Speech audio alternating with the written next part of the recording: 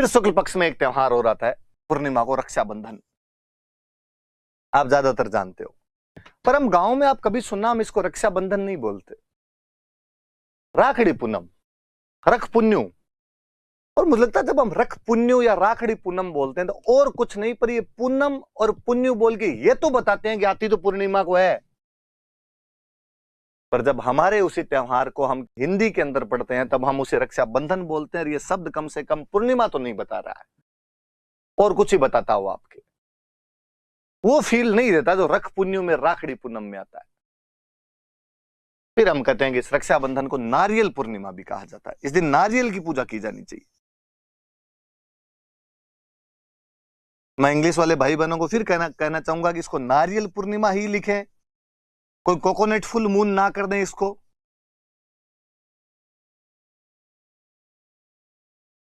ये नारियल पूर्णिमा ही है। कभी घरों में देखा हो तो जब विधि विधान से रक्षाबंधन मनाते हैं तो बाकायदा हाथ में नारियल दे के फिर बहनें राखी बांधती है। ये नारियल पूर्णिमा है।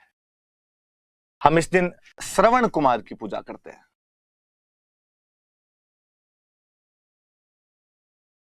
इस दिन श्रवण कुमार की पूजा की जाती है।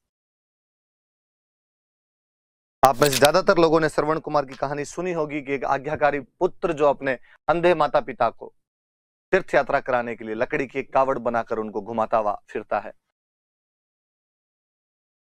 यह उन दिनों की बात है जब अयोध्या के अंदर महाराज दशरथ राज कर रहे थे। महाराज दशरथ की एक खासियत थी कि वो शब्द भेदी बाण चलाया करते थे।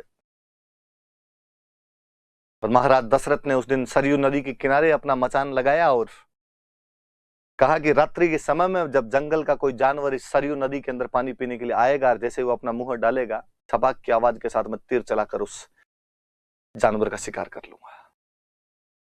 दुर्भाग्य, विडंबना कि उस दिन जंगली जानवर की जगह वह आज्ञाकारी पुत्र श्रवण कुमार अपने अंधे माता पिता के लेकर वहीं आसपास कहीं ठहरा हुआ था। और अंधे माता पिता को जब रात्रि को प्यास लगी तो अपना बर्तन लेकर उस सरयू नदी से पानी लेने के लिए आया। उसके बर्तन की छपाक की आवाज ने राजा दशरथ को चौकन्ना किया और उनके एक ही शब्द भेदी बाण ने श्रवण कुमार के प्राण ले लिए थे। तीर लगते श्रवण कुमार की चिल्लाहट सुनकर महाराज दशरथ भागे और उनको लगा कि मनुष्य मर गया। जब तक वो आते तब तक उस युवक के प्राण लगभग निकलने वाले थे। युवक ने केवल इतना कहा कि महाराज दशरथ, अंधे माता पिता मेरे पानी के लिए मेरा वेट कर रहे होंगे, प्लीज पानी उनको पिला देना। महाराज दशरथ उन अंधे माता पिता के पास गए। कई देर तक तो उनके मुंह से बोलती ना फूट पाई, ना कह पाई कि मैंने तुम्हारे पुत्र को मार दिया है। लेकिन जब वो अंधे माता पिता ने कहा कि हमें कुछ अनहोनी मालूम हो रही, तुम कौन हो, क्या हो, हमारा पुत्र कहाँ गया, वो जब चित्कार किया तो महाराज दशरथ रोए और रोते उन्होंने कहा कि गलती से मेरे हाथों से तुम्हारा पुत्र मर गया है। अब मैं तुम्हारे लिए पानी लेकर आया हूं, पश्चाताप करना चाहता हूं, प्रायश्चित करना चाहता हूं, जो सजा देना चाहते हो वो दीजिए। अंधे माता पिता ने कहा कि महाराज दशरथ, कोई अंधा माता पिता क्या ही सजा दे सकता है तुम्हें, प्रकृति सब सजाएं सब लोगों के लिए तय रखती है। लेकिन आज हम हमारे पुत्र के वियोग में तड़फ तड़फ के मर जाएंगे और हमारी हाय तुम्हें लगेगी, एक दिन तुम उसी प्रकार अपने पुत्र के वियोग में तड़फ तड़फ के मर जाओगे।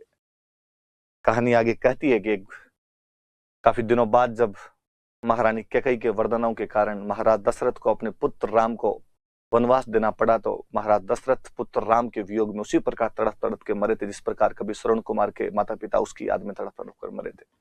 वो दिन रक्षाबंधन का दिन था, वो श्रावण की पूर्णिमा का दिन था, इसलिए आज भी हम उस आज्ञाकारी पुत्र श्रवण कुमार की इस दिन पूजा करते हैं।